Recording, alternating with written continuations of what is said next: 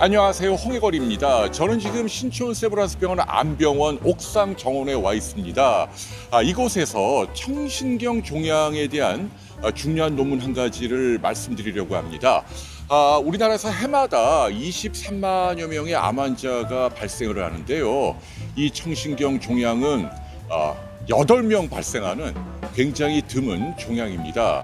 이 치료를 맞춤형으로 할 수 있는 그런 기반이 되는 연구 결과를 발표한 두 분이 계십니다.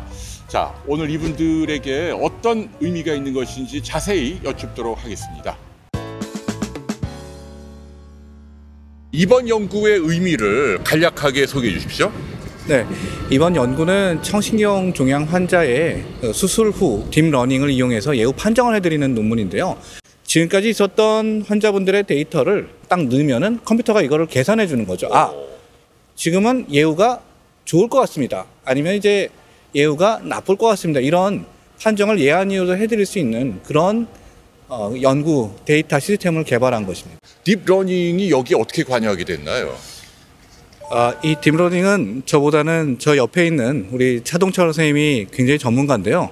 제가 간략히 소개해드리면은 차동철 선생님은 이비인후과 전문인데 본인이 이제 난청이 있는 환자이면서 이 병을 좀 잘 치료하는 그런 의사가 되겠다는 마음가짐을 가지고 이제 이비인후과 의사가 됐고요. 또 하나는 원래 학부 때 컴퓨터 공학을 전공한 분이에요. 자세한 내용은 우리 차동철 선생님이.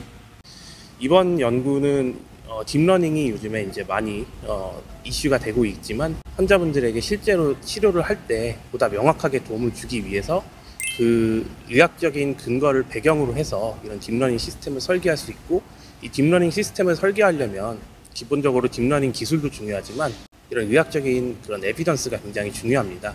그래서 그런 에비던스는 저희 무인석 교수님께서 이러이러한 게 있으니 이제 에비던스에 굉장한 도움을 주셨고, 그래서 그 에비던스를 기반으로 딥러닝 시스템을 만들었기 때문에 이제 실제로 적용하는 데 있어서도 어느 정도는 좀 의학적인 근거는 있다고 말씀드릴 수 있습니다. 그러니까 치료를 하면은 뭐가 좋아질지 나빠질지를 상당히 정확하게 예측할 수 있다, 지금 그거죠? 네, 그렇습니다.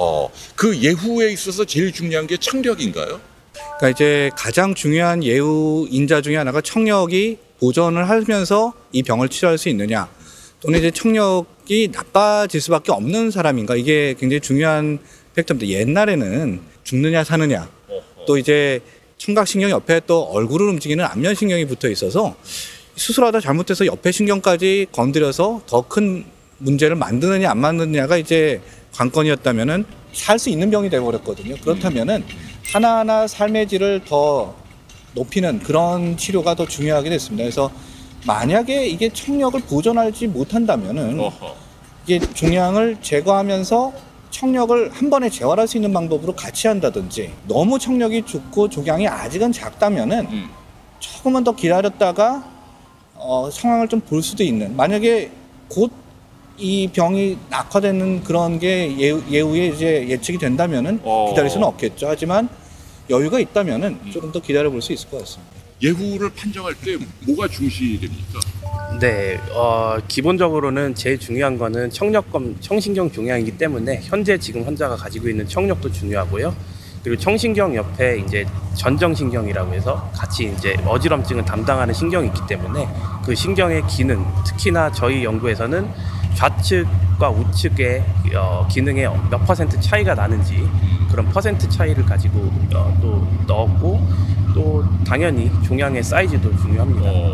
선생님 병원에 오면 청신경 종양 진단받은 환자는 다 누릴 수 있는 건가요? 네, 누릴 수 있습니다. 이게 비용을 추가로 내거나 이런 건 아니고요. 진짜요? 저희가 이제 이게 뭐 시스템이 아직까지 어디 공인을 받거나 돈을 받고 이런 목적으로 한 게 아닙니다. 단지 제가 치료를 하는 데 있어서 저의 판단에도 도움을 받고 환자분들의 결정에도 도움을 받고자 이제 만든 프로그램이고요. 안 그래도 이제 오늘 오전에도 한 분 똑같은 수술을 했고요. 그 변수들을 이제 넣어가지고 이분이 어떻게 될 것인가를 어제 예측을 했고 거기에 맞춰서 수술을 하고 나왔습니다. 그럼 환자 입장에서는 병원에 오면 뭐 요란한 검사를 받는 건가요? 아닙니다. 기존에 있는 검사 이외에 추가 검사는 없고요. 기존에 있는 검사를 그냥 모아서 모아서 그거를 저희가 그냥 추측을 하는 거와 이 변수를 한 10가지를 컴퓨터에 넣으면은 컴퓨터가 이거를 분석을 해주는 거예요. 그러니까 지금까지 수백 명의 분들의 결과들을 이분이 이제 컴퓨터가 혼자서 학습을 했기 때문에. 그러니까 예. 별도의 기계나 장비나 진단적인 그 시술은 필요 없다. 네, 없습니다. 기존에 했던 것을 종합하는 거다. 좋습니다. 그러면 치료가 궁금한데요. 선생님의 이 예측 방법으로 이렇게 예후를 본 다음에 주로 치료는 어떻게 이루어집니까? 과거에는 이게 청각신경에서 시작되지만 결국은 머리 안으로 들어가는 뇌종양이기 때문에 머리를 크게 열고 그 두개골을 크게 열고 종양을 제거하는 개두술만이 존재했었고요. 최근에는 이제 감마 나이프 방사선 치료라 그래서 없애진 않고 이거를 그냥 그대로 자라지 않게 정지시키고 그러면 조금 줄어들게 하는 거고요.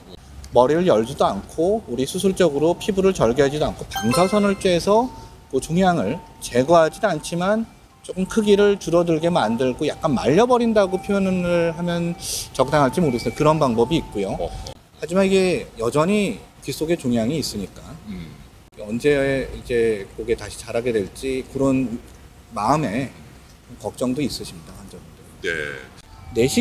내시경을 이용해서 절개를 최소 절개를 한다든지 아예 절개가 없이 귓구멍 안으로 이렇게 들어가서 와, 제거하는 귓구멍 안으로. 네네 그런 방법까지도 발달을 했습니다. 머리뼈 떼내는 개주술은 좀 옛날 방식인가요?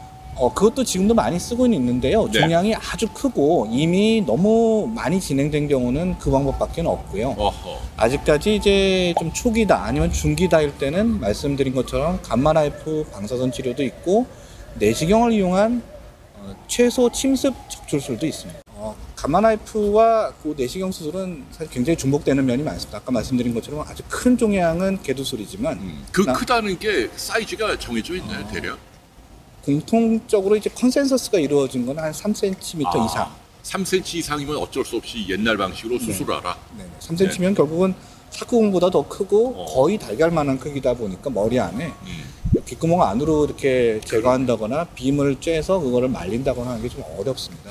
그럼 얼마나 되나요? 본인 부담? 수술과 감마 나이프 공이 네. 적게는 한 200만 원에서 많게는 한 400만 원까지. 내시경은 더 비쌀 것 같습니다. 이 최신 치료니까. 비용을 따로 많이 받지는 않습니다. 많이 받지는 않고요. 네. 추가적으로 이제 내시경 비용을 한 몇십만 원 정도 더 추가가 되는데 결국은 플러스 마이너스 한 10% 이내에만 차이가 있기 때문에 거의 비용은 똑같다고 보시면 될 것 같습니다. 그럼 선생님은 어떤 환자는 감마 나이프를 하고 어떤 환자는 내시경을 하고 어떤 기준으로 하세요? 이번 프로그램을 이용해서 이분이 청력이 보존될 것 같다. 그러면 내시경 수술을 하는 거고요. 어차피 청력이 보존되지 않을 것 같다 그러면은 환자분한테 이제 수술도 있고 방사선도 있고 결국 결과는 똑같습니다. 라고 말씀을 드리고 본인이 이제 원하시는 걸 선택하게 합니다. 힘들더라도 완전히 없애고 가고 싶다는 분은 수술, 내시경 수술. 그렇게까지 많이 힘든 거는 싫다. 이게 남아있어도 이게 큰 문제만 일으키지 않으면 괜찮다는 분은 감마 나이프 이렇게 설명을 드립니다. 그러면 작을 때 내버려 두는 게 좋아요? 그냥 빨리 적극적으로 치료하는 게 좋아요? 종양이 작을 때, 한 1cm 미만일 때는 안 커지고 평생 그대로 있는 분이 3분 중에 1분입니다. 그리고 커지는 분이 3분 중에 2분. 종양이 물론 이제 이미 2cm, 3cm 됐을 때는 이미 커져서 온 거니까 그거는 이제 계속 커진다고 보면 될 것 같고요. 그래서 처음에 오셨을 때 크기가 이미 3cm다, 2cm다 이러면은 무조건 자라기 때문에 치료를 일단 감마 나이프든 내시경 수술이든 개두술이든 권해드리고요. 1cm 미만 아주 작을 때는 안 자라실 가능성이 30% 이상 되니까 한 1년 정도 지켜보시죠. 그리고 1년 동안 자라면은 수술이나 감마 나이프를 하시고 안 자라면은 또 기다려보는 걸로 하시죠 라고 말씀드립니다. 네, 아까 말씀하신 내시경을 이용한 그 치료는 수술 시간은 얼마나 걸리고 입원은 얼마나 하나요? 빨리 끝나면은 정말 빨리 끝나면 이제 2시간. 보통의 경우는 3시간. 많이 걸리는 경우는 한 3시간 반 정도 잡으면 될 것 같고요. 네.